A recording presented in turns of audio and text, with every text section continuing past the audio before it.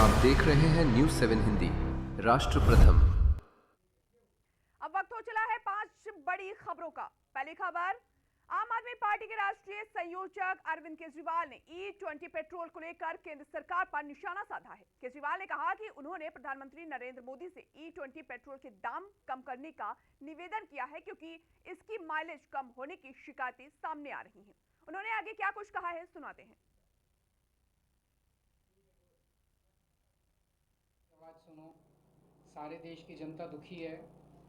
सारे देश की जनता कह रही है भाई माइलेज गिर रही है, हमारे पार्ट्स कंपोनेंट्स खराब हो रहे हैं। तो इसको दो डिमांड की है मैंने।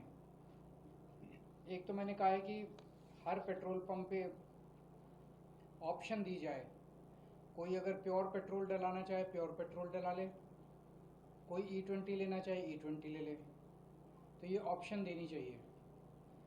दूसरा मैंने उनको रिक्वेस्ट की है कि E20 के दाम जो हैं वो कम होने चाहिए पेट्रोल से, क्योंकि E20 की माइलेज कम है तो उसके पेट्रोल के दाम भी कम होने चाहिए, E20 के दाम भी कम होने चाहिए। तो ये दोनों डिमांड। अब रुक करते हैं दूसरी बड़ी खबर की ओर। उत्तर प्रदेश कांग्रेस अध्यक्ष अजय राय ने एक देश एक चुनाव बिल को लेकर संयुक्त संसदीय समिति की बैठक पर प्रतिक्रिया दी है। उन्होंने कहा कि यह प्रस्ताव देश के हित में नहीं है और इससे देश की संघीय व्यवस्था प्रभावित हो सकती है। अजय राय ने आगे कहा कि हमारी जो संघीय व्यवस्था चली आ रही है उसका हम समर्थन करते हैं, उसी तरह से देश आगे बढ़ सकता है। मियाँ जी और सभी वरिष्ठ जन हैं, हमारे साथ मोहित साहब हैं, संजय शर्मा जी, अनस, और हम सब लोग यहाँ चल रहे हैं।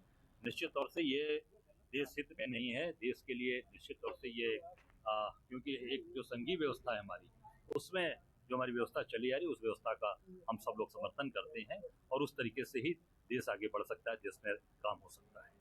यानी आपको लगता है कि ये जिस पे मंथन आम आदमी पार्टी ने सामाजिक कार्यकर्ता सोनम वांगचुक के समर्थन में उत्तर प्रदेश के सभी जिलों में प्रदर्शन करने का ऐलान किया है। आप सांसद संजय सिंह ने आंदोलन की घोषणा करते हुए कहा कि 20 जुलाई को प्रदेश भर में पार्टी कार्यकर्ता सड़कों पर उतरेंगे। संजय सिंह ने सोनम वांगचुक के अनशन को लेकर केंद्र सरकार पर निशाना साधा और सरकार की नीतियों पर सवाल उठाए। उन्होंने पेपर लीक, नीट परीक्षा और अग्निवीर योजना जैसे मुद्दों को लेकर भी केंद्र सरकार को घेरा। नमस्कार, जय हिंद साथियों। समर शेष है, नहीं पाप का भागी केवल व्याध। जो तटस्थ है, समय लिखेगा उनके भी अपराध। सोनम वांगचुक, ये नाम तो आपको याद होगा। अगर याद नहीं तो थोड़ा उनके बारे में पढ़ लीजिएगा। कौन है सोनम वांगचुक? वो जो ऐसे बच्चों को शिक्षा देते हैं जो पढ़ने में कमजोर हैं, जो अपनी परीक्षाओं में फेल हो जाते हैं।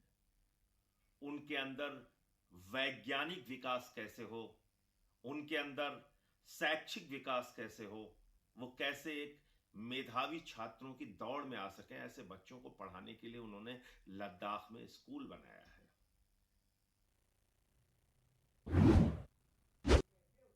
बिहार सरकार ने मंत्री शेषिला मंडल ने जन स्वराज पार्टी के संस्थापक प्रशांत किशोर के बयान पर प्रतिक्रिया दी है। उन्होंने कहा कि किसी व्यक्ति की बेवजह चर्चा कर उसे सुर्खियां नहीं देनी चाहिए। शीला मंडल ने कहा, लोग क्या कहते हैं उस पर मत जाइए, आने वाले समय में सब अच्छा होगा। उन्होंने सरकार के कामकाज पर भरोसा जताते हुए कहा कि जनता सब समझ रही है।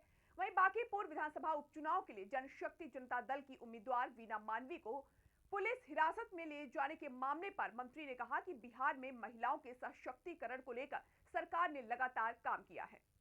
लेकिन कहीं ना कहीं प्रशांत किशोर कह रहे हैं कि जो कैंडिडेट है वो बेकार कैंडिडेट है।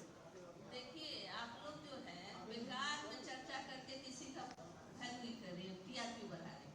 आप बताइए कि पूरे बिहार में, आज पूरे देश में आदरणीय प्रधानमंत्री मोदी जी की जो छवि है वो देख रहे हैं कि किस तरह से लोकप्रियता उनकी बढ़ी है। बिहार में भी देखिए, हम लोग 210 सीट जीते, 202 सीट जीते हैं हम लोग। आप बंगाल का भी देख सकते हैं।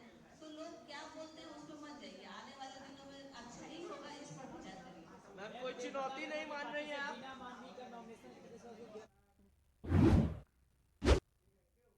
रामधन गबन मामले मामले को लेकर राज्यसभा सांसद रामजी लाल सुमन ने सरकार द्वारा गठित एसआईटी की जांच पर सवाल उठाए। उन्होंने आरोप लगाया कि एसआईटी की कार्रवाई निष्पक्ष नहीं है और उसे लेकर संदेह बना हुआ है। रामजी लाल सुमन ने कहा, सरकार ने जो एसआईटी बनाई है उस पर संदेह है। एसआईटी छोटे लोगों को फंसाने का काम कर रही है और बड़े लोगों को बचाने का काम कर रही है।